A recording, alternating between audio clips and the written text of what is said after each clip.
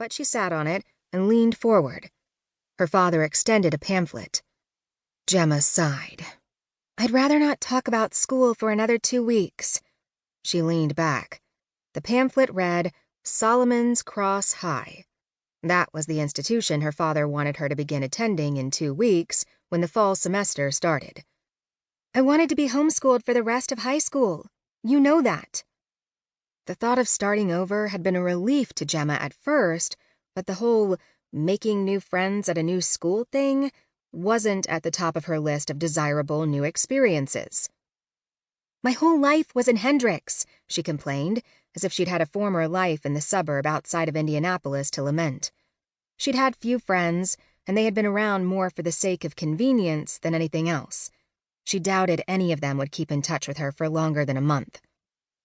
"I know, sweetheart, but you'll become a hermit like your old man doing that," Tad told her with a kind smile.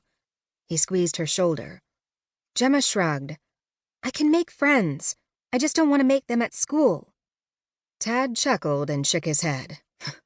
"Try it, Jem. For me, just try." Jem couldn't help but grin and give in. Her father used the same words she had used when trying to convince him to move out of Hendricks. "Try it, Dad. For me, just try." She had said those words day after day until at last he had agreed to move. "Where to, Jem?" he had asked her. "Anywhere you want. Anywhere you think will make you better," she had replied. Tad Nox had chosen to move them to Kalhoun County, Tennessee, to a small one-bedroom house with a loft nestled in the Appalachian Mountains. It wouldn't be so bad, Jemma thought. Anywhere was better than the small suburban town where running into her mom was a possibility at any given time.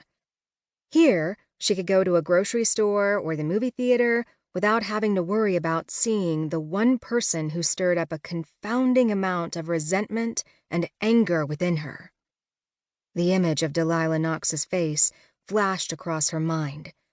She pushed the thought of her mother aside for the time being. She had more important things to face. "What are we having for dinner, Tad?" She stood and began rifling through the boxes piled in the kitchen.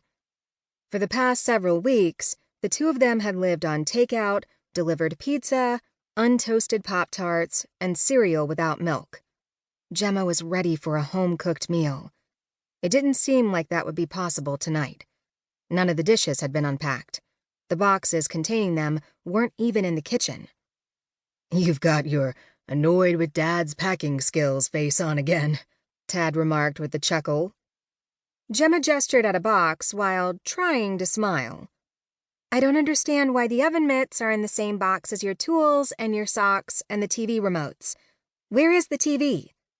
Tad shifted, his eyes drifting about the kitchen and into the darkened living room. "I've been wondering the same thing. I have a game I want to watch." Jemma glowered, which made Tad laugh more. She continued to search the boxes. Now that the task was begun, she didn't see an end in sight. The thought of food was driven clean out of her mind. She wanted to sleep on a bed tonight, with sheets and pillowcases, damn it. What she did not find in the next box, however, was sheets or pillowcases. She frowned. "What's all this shit?" "Jem," her father started. Before he could rebuke her language, Jemma added, "Really, Dad? Why?" She pulled out a pile of faded papers, pictures, and small miscellaneous items. There was a plethora of things. Printed photographs, handwritten letters, ticket stubs, and more. There was even a perfume sample of the scent her mother always wore. Jemma's suspicions about the items were confirmed when she found the last of the collection. A ring box. She doubted it was empty. The glittering diamond wedding ring had long since left her mother's finger and been returned to the box. Her father was still holding on to things from his failed marriage, and that was the last thing he needed to be doing. Jemma gave him a reproachful look. Tad stood up, looking sheepish. He scratched his head and plunged his hands deep into his pockets. He opened his mouth to give some excuse, but Jemma didn't let him. "You promised a fresh start. You promised me you wouldn't bring these things."